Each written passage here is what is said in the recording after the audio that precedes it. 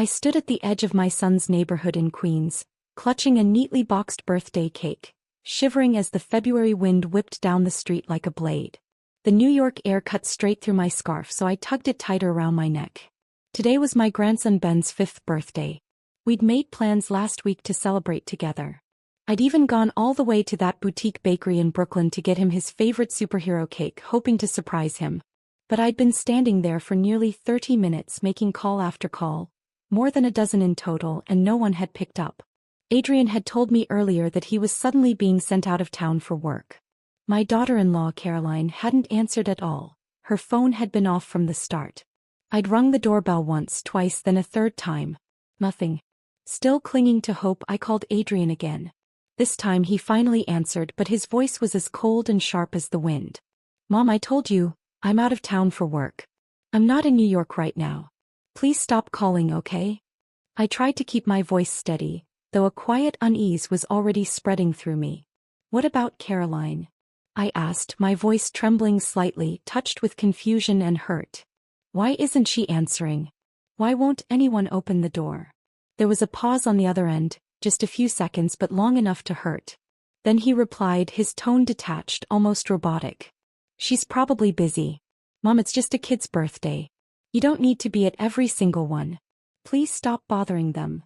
I tightened my grip on the phone, knuckles turning pale. My grandson. My sweet little Ben, the child I'd longed for and cherished for 5 years. And I wasn't even allowed to be at his birthday? The wind kept blowing, cutting across my cheeks, but I couldn't move. My mind was spinning. Caroline had never been warm toward me, but she'd always kept up appearances. Today, though, the silence behind that door felt deliberate, like I had suddenly become an unwanted guest. A stranger. I looked down at the cake box in my hands. My breath rose in pale clouds, drifting away with the wind, and something in my chest ached deep. My name is Bridget Dawson. I'm 66 years old. I worked over 2 decades in a government finance office before retiring. My husband passed away young, cancer, when Adrian was still in school. I raised him on my own. Adrian was a good kid. Quiet, smart, never gave me trouble. He earned a scholarship, graduated into a solid job, and eventually met Caroline.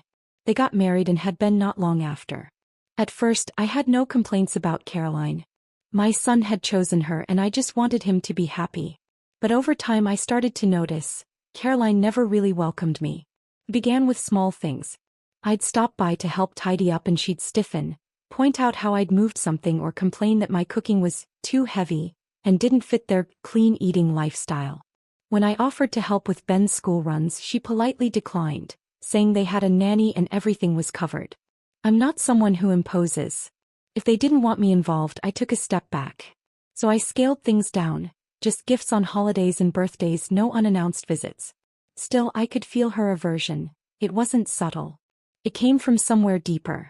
Last year, when I was in the hospital for 2 weeks, Adrian only visited me only. Caroline didn't show up once. And yes, it hurt. But I told myself Adrian has his own family now.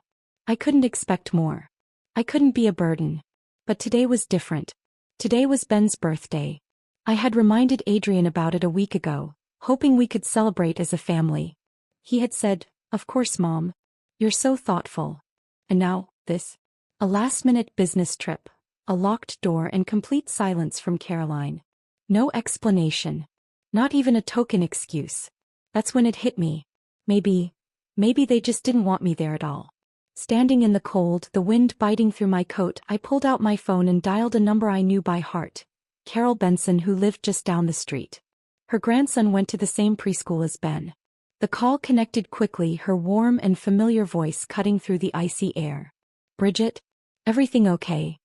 I hesitated, then asked, trying to keep my voice light, "Do you know if the preschool had any events today? It's Ben's birthday, but I haven't been able to reach Caroline. No one's answering the door either." There was a pause. Just long enough to make my heart start racing. Then Carol's voice returned, quieter now, more tentative. "Bridget, you didn't know?" A chill prickled down my spine. My fingers tightened around the phone. "Know what?" She took a breath, like she was choosing her words carefully, and then said softly, "I saw Adrian at the preschool this afternoon. He picked Ben up himself." I froze.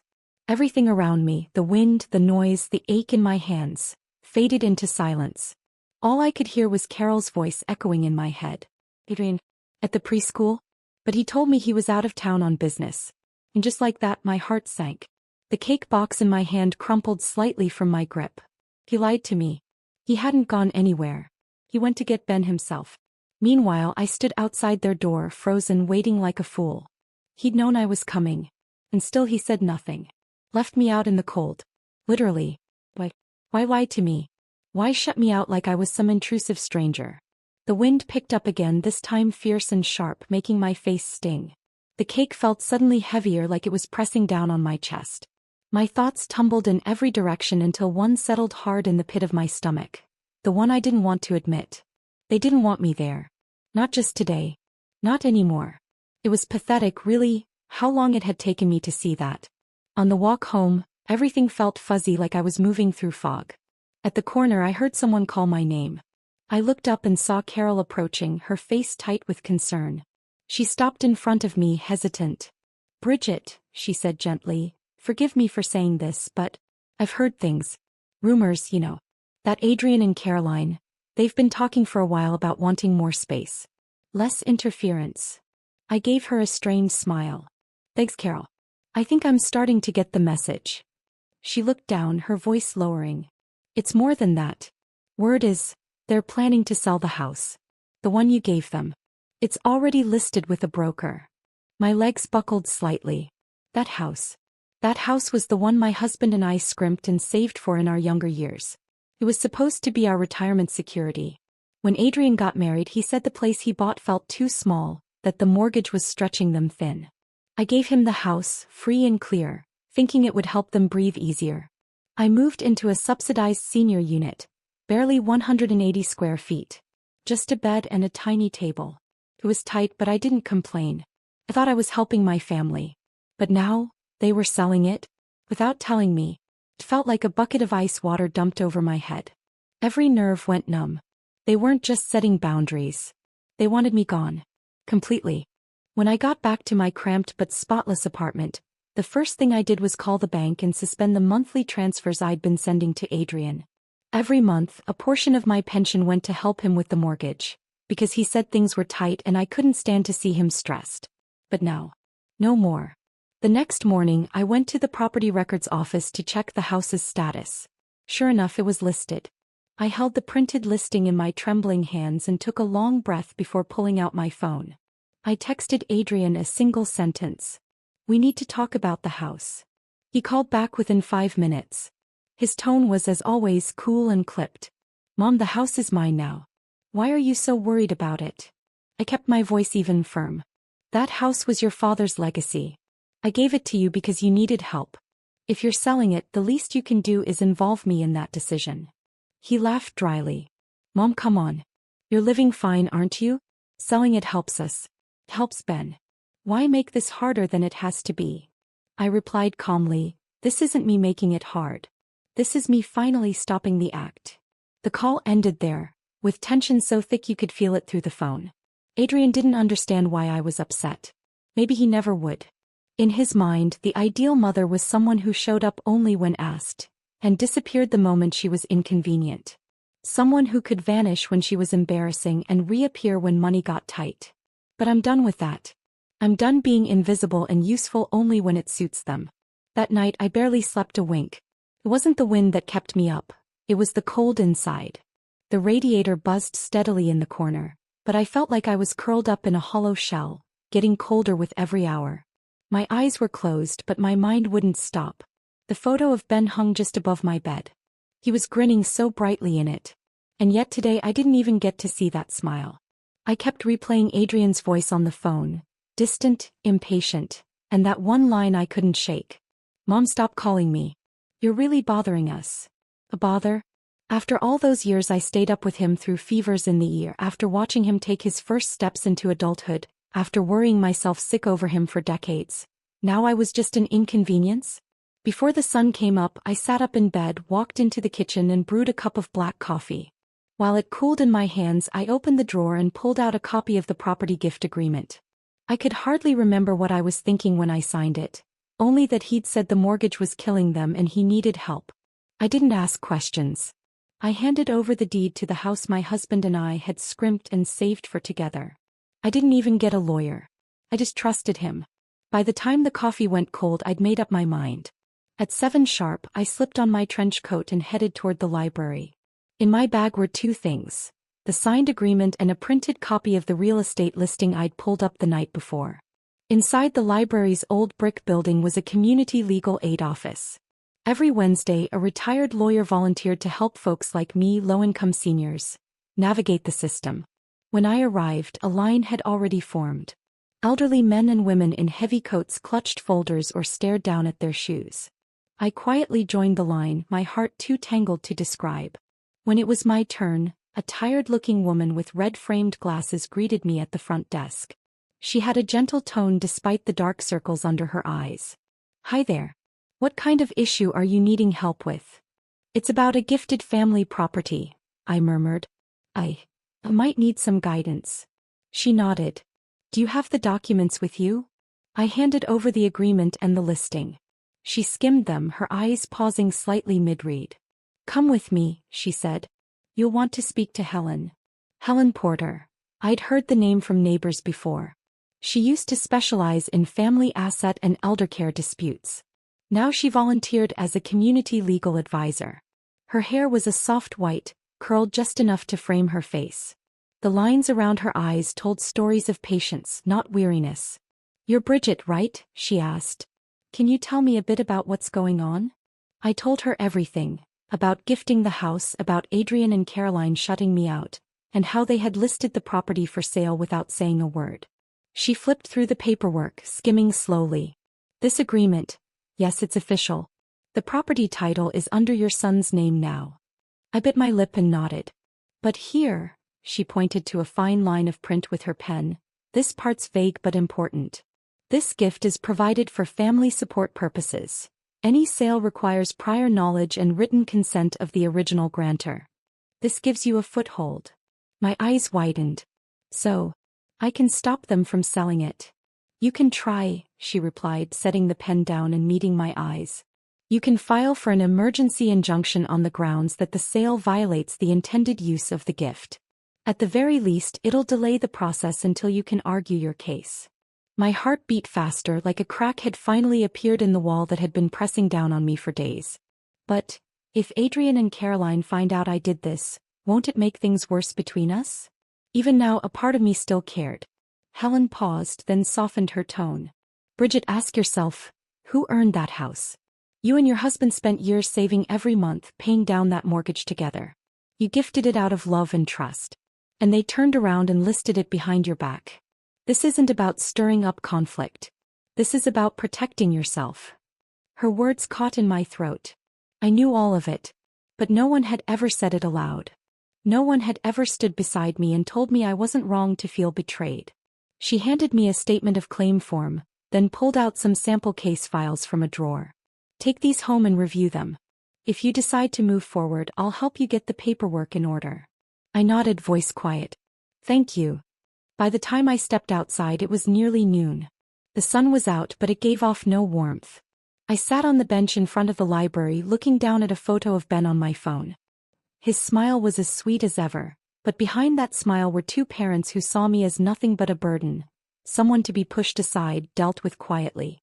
Across the street, a row of red brick houses lined the sidewalk. And in that moment, something inside me crystallized. This wasn't about fighting over a house. It was about not letting them decide whether I had value. This time I wasn't lashing out. I was protecting myself. After speaking with the legal clinic about the house, I found myself going out less and less. It wasn't just the weather, it was the weight in my chest. The kind that made it hard to face people. Deep down, I think I was afraid of running into someone who might say something else that would split me open all over again. But life has its own way of dragging you back into the world. It was Friday evening and I had just come downstairs to check the mail when I bumped into Carol. She was holding her grandson's hand, heading home. The little boy bounced along happily, gripping a bunch of colorful balloons. But when she spotted me, the smile on her face faltered. "Bridget," she said gently, her voice laced with hesitation, "how have you been holding up?" I nodded and forced a calm tone. I'm all right. Just keeping indoors. Too cold lately. She glanced at me, then down at her grandson. Why don't you run across to the park for a few minutes? She told him softly, watching him skip away before turning back to me. I knew that look. We older women, there's a kind of unspoken understanding between us. A quiet intuition when someone needs to talk. Sure enough, once I was close enough, she lowered her voice. I heard something, she began. Just from around the neighborhood. I wasn't sure if you'd want to know. I let out a dry little laugh. At this point, I don't think I can hurt more than I already have. Go ahead. Carol sighed. It's about that day. The birthday cake. A few folks saw you waiting at the door. You standing there like that, it really hit people. Later, one of the neighbors passed by Adrian's house and overheard some voices in the yard. They were saying how you're always showing up, interfering, like you're some old woman who doesn't know how to let go. That you're a burden. In that moment, it felt like thunder cracked in my ears. Not because I was surprised, but because the wound I thought had scabbed over was still bleeding, and now someone had pulled the bandage right off. I stood there, silent. Carol looked at me carefully, and when she spoke again, her voice was even softer. But we all know what you've done for them. Around here, nothing stays hidden long. We know who helped who moved away, who stepped in when someone needed it.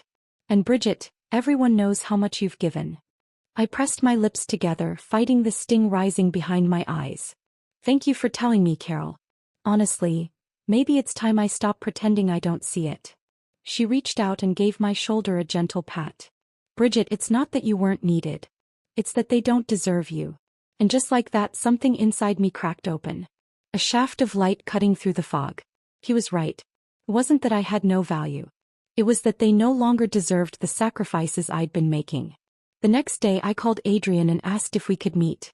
To my surprise, he didn't deflect, he just suggested we talk at a coffee shop somewhere public. I chose a chain spot near his office and arrived 10 minutes early. I ordered his usual black coffee, out of habit more than anything. For all I knew, his preferences had changed. But some parts of me hadn't caught up yet. When he walked in and spotted me, he froze for a beat. Like he wasn't expecting me to look so composed. Mom, he said cautiously, his voice etched with wariness. I handed him the coffee. I'm not here to argue, I said evenly. Just to talk. He took the cup without a word and sat across from me. I reached into my bag and laid 2 documents on the table. The listing for the house and the property gift agreement. I know you and Caroline are planning to sell the house, I said. His jaw tightened. His fingers began to trace nervous circles along the rim of his cup. Mom, that house is legally mine. You signed it over. You knew what that meant. I nodded. I did. I gave it to you. But you also know there's a clause in that agreement.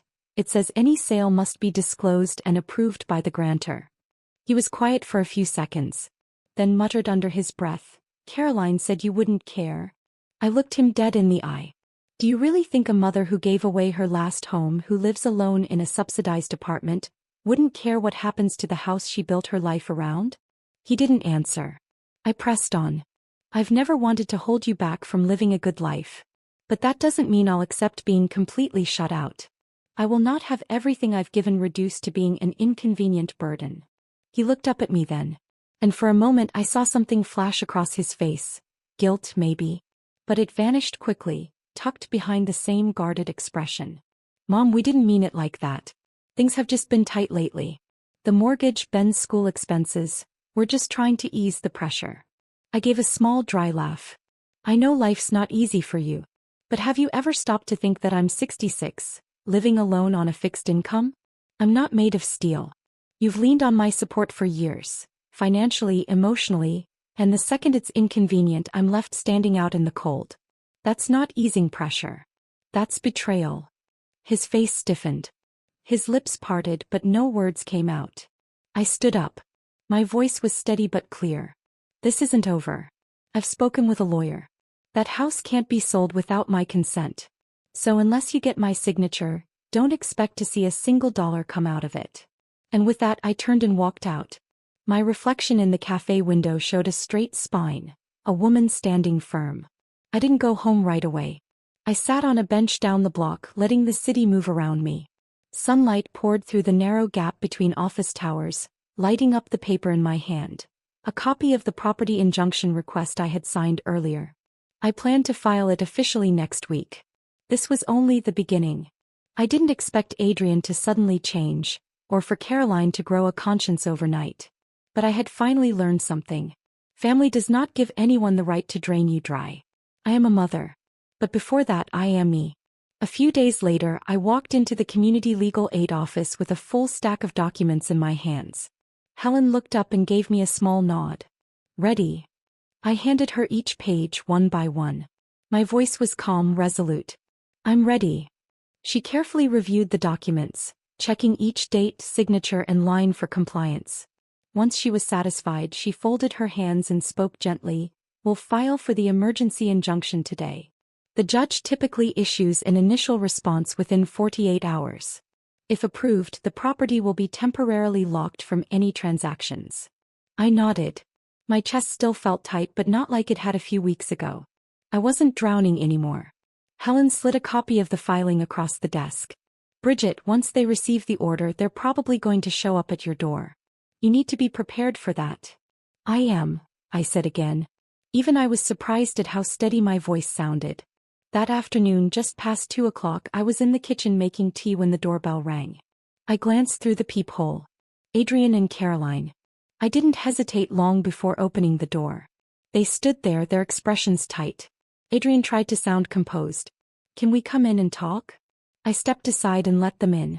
The apartment was small, barely room for a kitchen and a dining table by the door. They sat near the sofa.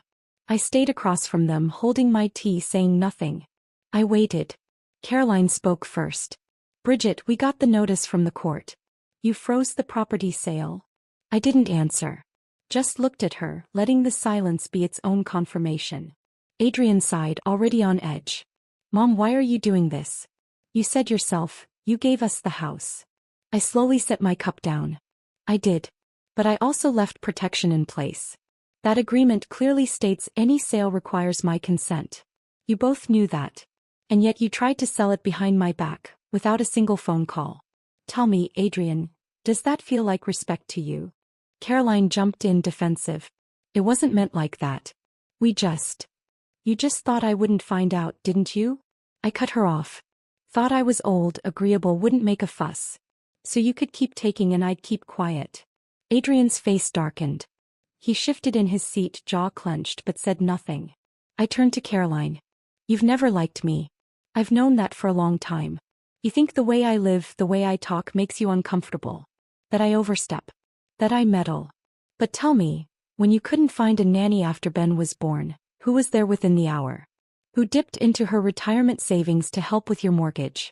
Who took a step back the moment you said, we've got it from here, and never walked through your door again? The room went quiet. For the first time, there was something vulnerable in Caroline's eyes. She opened her mouth, then closed it again. Adrian finally spoke. Mom, we didn't mean to hurt you. It's just, everything's tight. The tuition, the loans. We thought. I looked at him, my voice softer now, but firm. I know things are hard. But you can't turn me into your solution. I'm not your aim. I'm not your backup plan. I'm 66 years old, Adrian. I'm not giving the rest of my life to people who treat me like I'm disposable. He looked down, silent again, like a boy caught doing something wrong. But Caroline wasn't ready to back down. We did think about your feelings. You just take everything so personally. You always think we're trying to exclude you. I gave a short, bitter laugh. Caroline, I stood outside your door with Ben's favorite cake. I called over a dozen times. You didn't answer. Adrian told me he was out of town. Then the next day I find out he was at Ben's school pickup. Do you really think I'm just imagining things? She bit her lip and said nothing. Adrian lifted his head. So, what happens now? I looked him in the eye. My voice was low, but it rang with something clear and unshakable. I'm not here to ruin your life. But I will fight for my place in it. If you want peace, you learn respect. Otherwise, believe me, I won't back down. They left without another word. When the door closed behind them, I leaned back in my chair and shut my eyes, letting out a long, slow breath. Not because I'd won, but because I'd finally stopped being the kind of mother who was afraid to speak up. For years, I held this family together with nothing but patience and softness. Now I was finally learning how to protect myself, with sharpness if I had to. Early Monday morning, I handed the stack of documents over at the civil intake window of the courthouse. Behind the counter was a blonde clerk with cobalt blue nail polish. She moved slowly but with a quiet confidence. She skimmed through my paperwork, then double-checked the application form I'd filled out. "You're contesting the sale based on an attached clause, correct?" she asked without looking up. I nodded. The gift agreement explicitly states that any sale requires the grantor's knowledge and written consent. I was neither informed nor did I sign anything. She glanced up at me briefly, then returned to the papers. She didn't press with questions, just said plainly, "You'll be notified within 72 hours whether the case is accepted. If it moves forward, a preliminary hearing will be scheduled." I accepted the receipt and stood there in the courthouse lobby feeling strangely lighter. Not because I was confident I'd win, but because I had finally taken the first real step. Bridget Dawson, was no longer the mother who always quietly backed down. That afternoon, I planned to stop by the grocery store to pick up laundry detergent. As I passed the convenience store near Ben's school, just about to go inside, I heard a high, sweet voice call out, "Nana." I froze, turned around, and there he was, Ben, standing just outside the school gate with his backpack slung over his shoulders, his eyes bright as stars. The teacher beside him must have picked up on our connection. She gave me a nod and walked away. I rushed over, crouching down and wrapping my arms around him. He leapt into my hug, wrapping himself around me, warm and sweet-smelling like childhood itself. "What are you doing here?" he giggled, pressing his cheek to mine. I stroked his hair, fighting back the wave of emotion. "Just walking by, sweetheart. I saw you and had to say hi." He laughed, then dug around in his backpack and pulled out a wrinkled piece of construction paper. "I drew your favorite flower today. Look."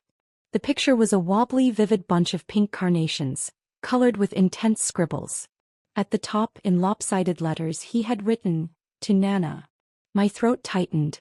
My eyes burned. But I didn't cry. I cupped his little face and whispered, "Ben, thank you. I'll keep this picture forever." He looked up at me seriously. "How come you don't come over anymore?" I hesitated, then said gently, "Nana's been busy lately. But once I finish what I'm working on, I'll come see you." "Okay." He nodded obediently. "You have to come soon. I made lots of drawings for you." I ruffled his hair and smiled, trying to keep it light. "Better head home now. Don't keep your teacher waiting." I watched him go, standing there in the narrow alley beside the school, feeling completely hollowed out. God, how I wanted to scoop him up and take him home, make him hot cocoa like I used to, cut paper animals with him, read him bedtime stories. But I couldn't. Because I knew I couldn't let this legal mess touch him. He was a child. He deserved clean love and a life that felt safe. This fight, it was between me and his parents. It had nothing to do with Ben. Still, in that moment I made a quiet vow to myself. Even if I could no longer be the grandmother who was there every day, I would never let him see me as someone who shrank away. I wanted him to know that his Nana wasn't a burden to be tossed aside. She was someone with dignity. With strength. When I got home, I placed the drawing in the bottom drawer of my desk, right next to an old photo of me and Adrian when he was just a boy. Then I opened my laptop and sent Helen an email letting her know the documents had been officially submitted.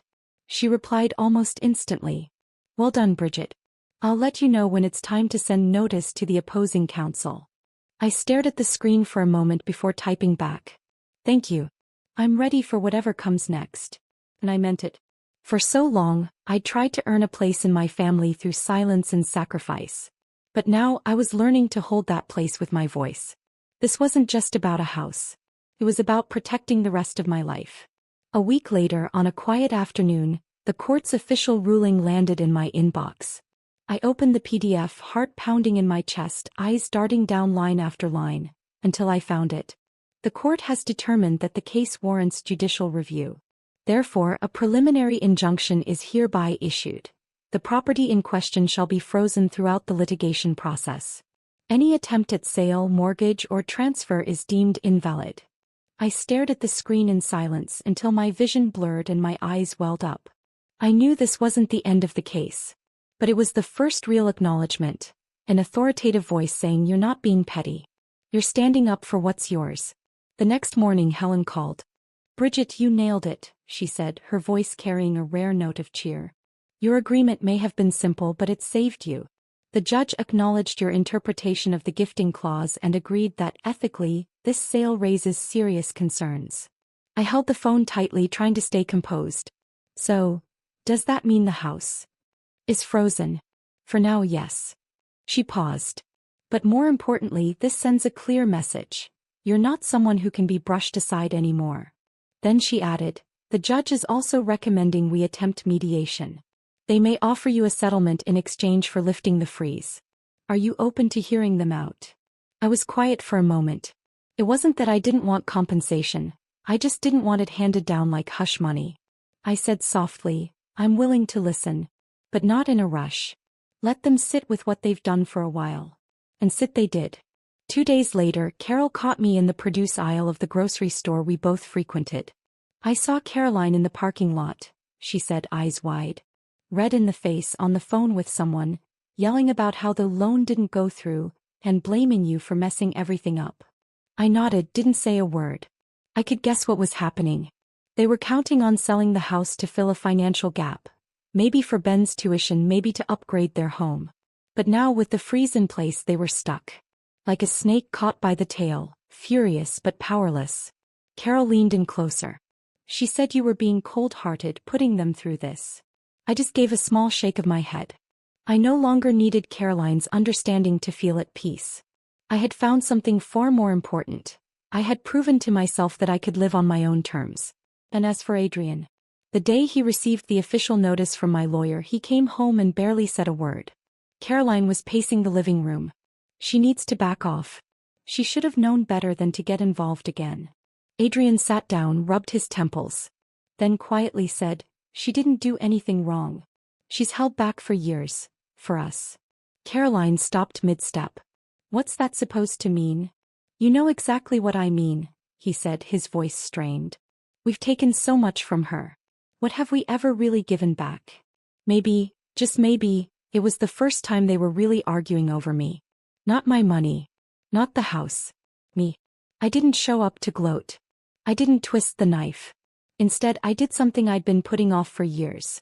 Something I'd always wanted to do, but had kept postponing in the name of putting family first. I signed up for a community gardening class. It was a sunny Tuesday afternoon. I tied on an apron, trowel in hand, and stood alongside a group of older women as we planted roses, transplanted bellflowers, and traded tips on soil and sun exposure. Someone brought coffee. Someone else passed around homemade cookies. And for the first time in a long while, I felt it. Life expanding beyond the orbit of Adrian and his little household. Could make friends. I could tell stories from when I was young. I could fret about a lopsided Snapdragon instead of a monthly autotransfer that drained my account. The neighbors knew what I'd been through. No one pried. No one whispered. Instead, they supported me in quiet, practical ways. Like introducing me to a local floral studio looking for part-time help, saying it could be a nice way to monetize all that talent. I laughed and waved it off. These hands are a little too old for that. But someone just smiled and said, you've just forgotten how to live for yourself. Adrian hadn't reached out. Not directly.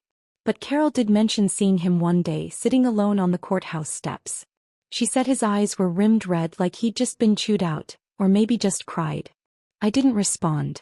It's not that I didn't feel for him. He's my son. I raised him. But sympathy doesn't mean I'll lie down and let him walk over me again.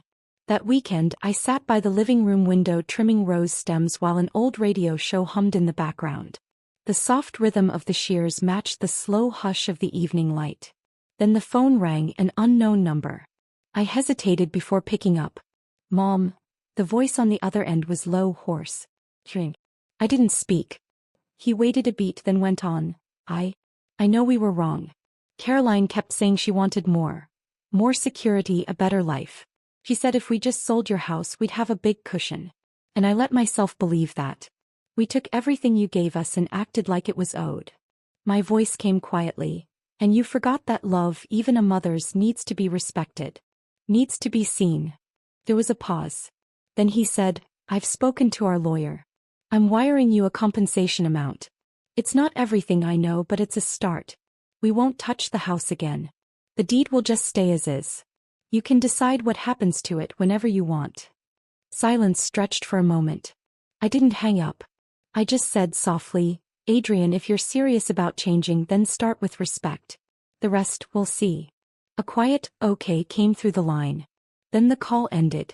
I leaned back in my chair, the phone still warm in my hand. Outside, the sky had deepened to that soft indigo between day and night. This wasn't reconciliation. It wasn't forgiveness. It wasn't forgetting.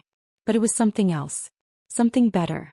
I had found my place again, not as a pawn in someone else's plan.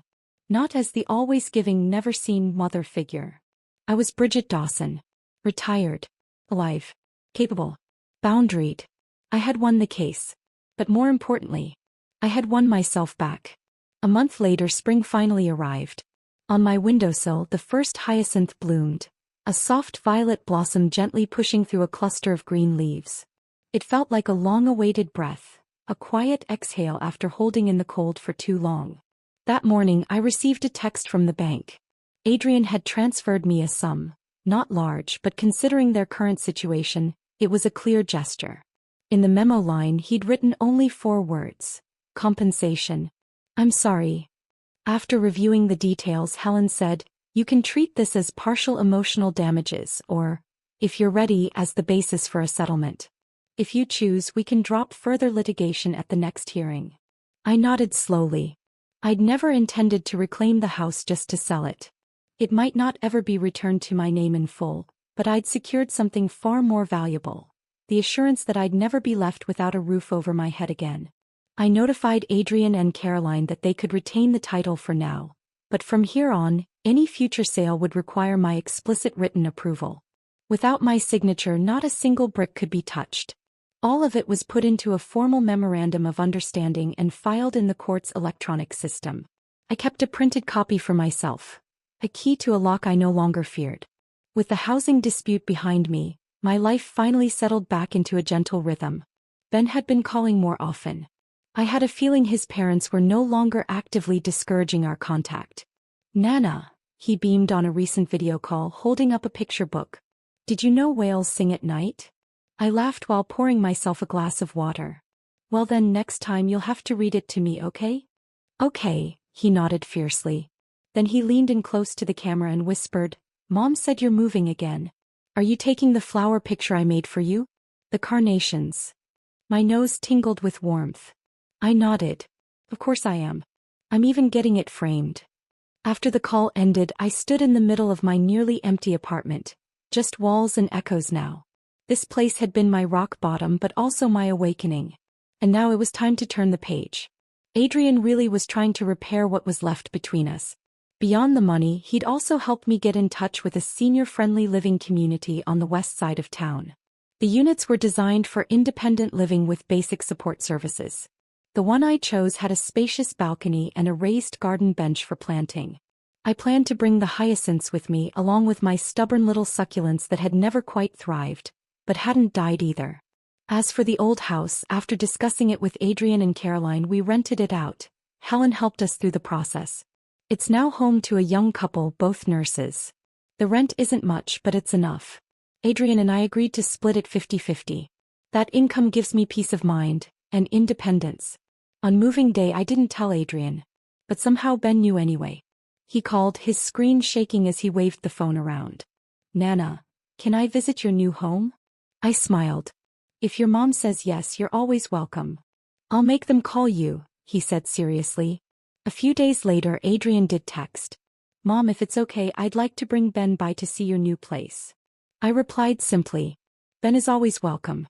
If you have time, you can come too, for a cup of tea.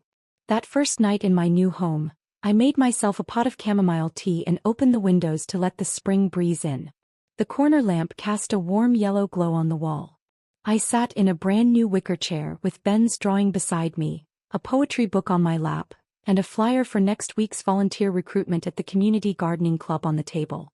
For once, my life wasn't about waiting for someone to call. And it certainly wasn't about fearing the silence when they didn't.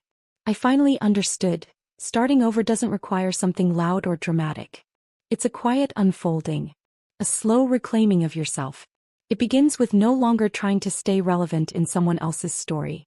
And continues with writing your own. With not waiting to be loved, but learning to love yourself, deeply and intentionally. I closed my eyes and let out a breath I didn't know I'd been holding. All my life I'd believed that being a mother was my entire identity. But now I knew the truth. Even mothers, especially mothers, have the right to choose the life that belongs to them. Outside, the hyacinth swayed in the breeze, as if it were applauding. My name is Adrian Dawson. I'm 36 years old. To most people, I probably look like the worst kind of son, the kind who was raised by a single mother and then ended up taking her to court over a house. But if you're willing to hear me out, maybe you'll understand that everything didn't fall apart overnight. When I was a kid, I was really close to my mom. My dad passed away early, and it was just the two of us. She worked as an accountant for a government office, always in that same slate blue uniform, carrying a lunchbox to and from work.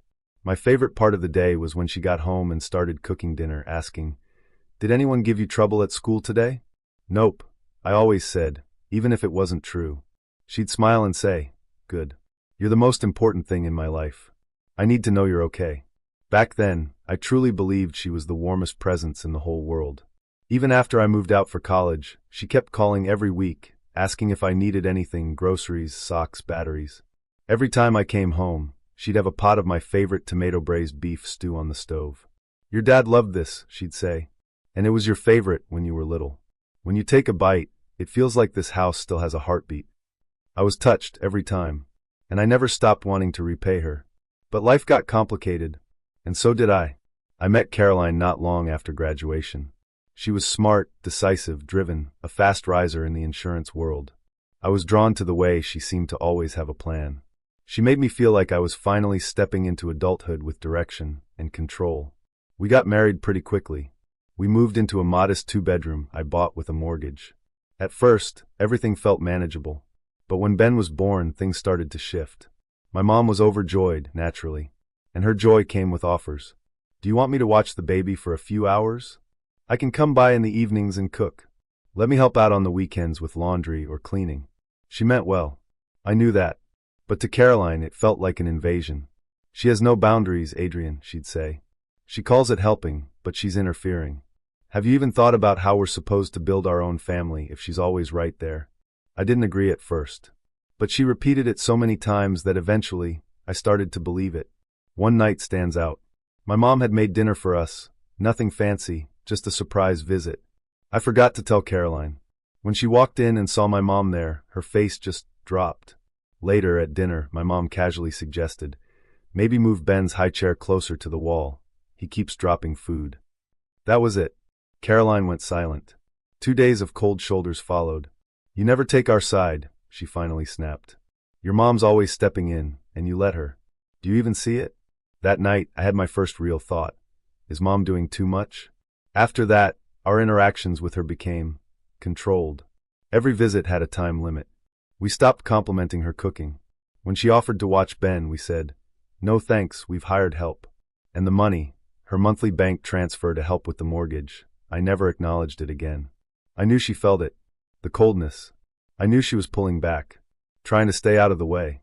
But I didn't realize how far we'd pushed her away, until it was too late. The house.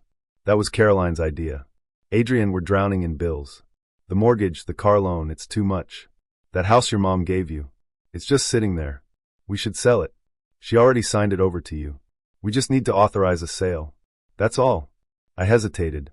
It bothered me, knowing she was in that tiny subsidized apartment, no balcony, no space. But Caroline pressed harder. She said she was fine, didn't she? She said we should make our own decisions, right? So stop waiting for her approval. And I took the coward's way out. I said nothing, which was as good as saying yes. I told myself she'd never notice. Or if she did, she wouldn't fight it. She wasn't the type to go to war with her own son. That's what I told myself. Then the court notice arrived. A formal injunction. I stood there holding the paper, and it hit me. She wasn't weak. She was done being quiet. I can't forget the moment we stood in that cramped little kitchen of hers, when she looked me in the eye and said, "I'm 66 years old. I can't give the rest of my life to people who don't know how to care for me." In that instant, for the first time, I truly felt ashamed. Not because she had frozen the sale of the house, but because I was the one who pushed her into a corner where she had no choice but to pick up a weapon just to defend herself. For the next few weeks, I barely slept. Old memories kept rising in the silence. Her running with me through snow to get to the clinic, my face pressed against her wind-chapped neck. Her sitting beside me late at night helping with homework, forgetting to pack her own lunch for the next day. Her waving a paycheck in the air, beaming, saying, "Next month, we can get you that new computer." I'd told her so many times as a kid, "When I grow up, I'll take care of you." But I never followed through. Not once. I don't blame Caroline. She isn't a bad person. She just wanted to protect her version of life. The real issue was me, too passive, too weak, too silent between the two women who shaped my world. Eventually, I transferred a sum of money to my mom. It wasn't much, but it was a gesture, an acknowledgement. I also went to visit the new community she'd moved into. It was bright and peaceful, with sunlight spilling across her balcony where she'd already started growing flowers. One day, when I stopped by to drop off a picture book for Ben, she brought out tea and smiled. "Remember when you used to lie on the balcony in the sun reading? You got so sunburned you peeled for a week." I laughed, nodded, but something tugged deep in my chest. I know things between us might never go back to the way they were. But one thing is certain. I'll never again let anyone call her unnecessary. Because she isn't. She is, and always has been, the very first place I ever learned what love feels like.